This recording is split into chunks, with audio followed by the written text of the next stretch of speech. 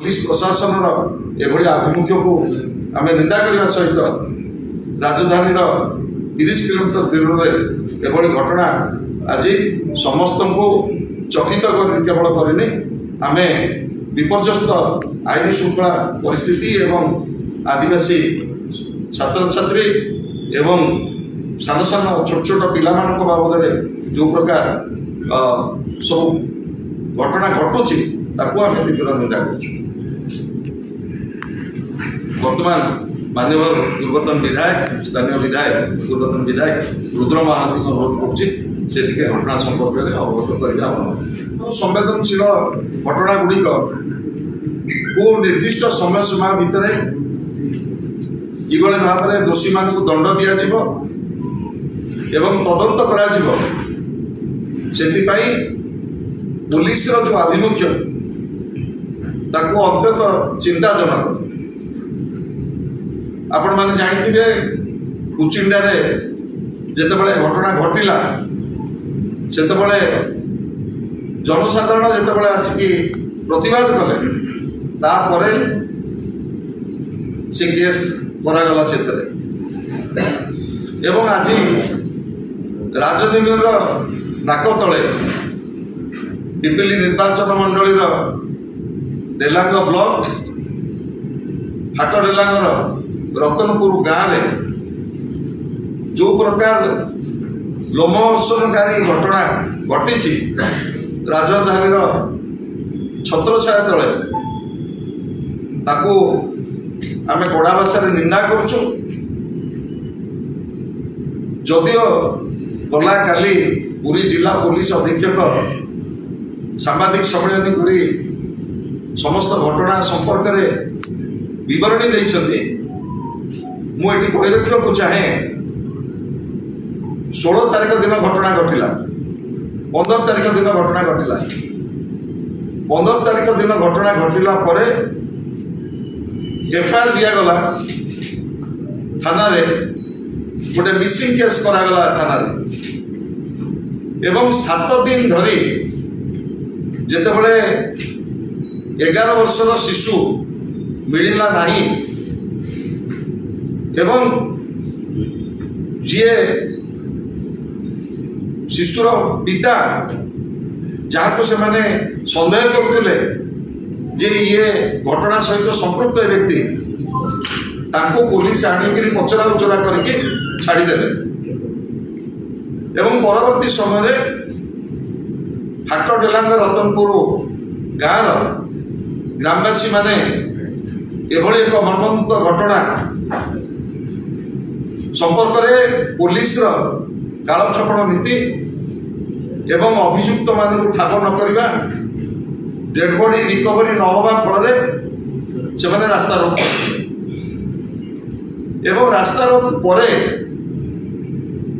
अपराधी की धरागला एवं तार जहाँ सरजमीन तदंत करागला तार रिपोर्ट प्रारंभिक भाव में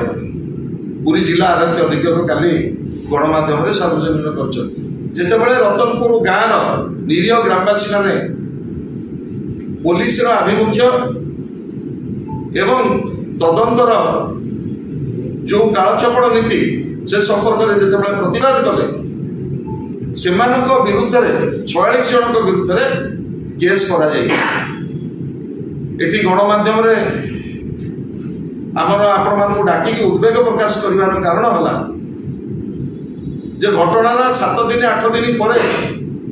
जितेबाला जनसाधारण चाप देले रास्ता रोक करने बाहरी आसले लोक जे कहीं तदंत होना कहीं दोषी की धरा जाऊना कहीं एपर्यंत निखोज छात्र स्वर्गत साहू को कहीं डेड बॉडी उद्धार करा जाए नहीं पुलिस आभिमुख्य एवं तदंतर निरपेक्षता उपरे प्रश्न करी जितेबाला हाट डेलांग रतनपुर गाँव निरीह ग्रामवासी माने प्रतिवाद कले विरुद्ध 46 जन विरुद्ध केस करागला ताको आपण माने विचार करें मोर आपण मान को निवेदन रहिबो आज हाट डेलांगे केवल घटना घटनी तार 2 मास तले पिपिली 7 वर्षर झील को दुष्कर्म करा जायतिला एवं पुलिस जो तदंत प्रक्रिया को आज साधारण जनता पाखे गोटे प्रश्नवाची ठिया अवकाश रे आज बीजेडी दलर गोटे फैक्ट फाइंडिंग टीम आमर माननीय विधायक मैंने पिपिली पहुंची गले एवं आम जिला सभापति उमाकांत सामंतराय नेतृत्व में आम आज जाऊँ डेलांग ब्लॉक रतनपुर गाँ को सेठी पीड़िता जी परिवार वर्ग को भेटू ग्रामवासी की भेटू एवं किभली भाव में ये घटना घटला एवं कहीं 7-8 दिन डेरी है तदंत एवं को अवकाश रे स्थानीय पुलिस प्रशासन 46 जन ग्रामवासी निज ग्रामवासी को ऊपर केस कले से संपर्क में